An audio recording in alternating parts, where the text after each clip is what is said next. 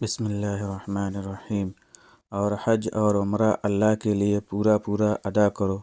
हाँ, अगर तुम्हें रोक दिया जाए तो जो कुर्बानी मयस्सर हो अल्लाह के हुजूर पेश कर दो, और अपने सर उस वक्त तक ना मुड़वाओ जब तक कुर्बानी अपनी जगह ना पहुँच जाए।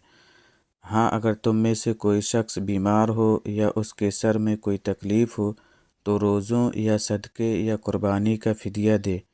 फिर जब तुम अमन हासिल कर लो, जो शख्स हज के साथ उम्रे का फ़ायदा भी उठाए वो जो कुर्बानी मैसर हो अल्लाह के हुजूर पेश करे। हाँ, अगर किसी के पास उसकी ताकत ना हो तो वह हज के दिनों में 3 रोज़े रखे और 7 रोज़ उस वक्त जब तुम घरों को लौट जाओ।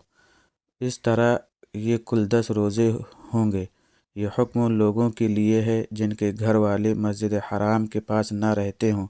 और अल्लाह से डरते रहो और जान रखो कि अल्लाह का अज़ाब बड़ा सख्त है।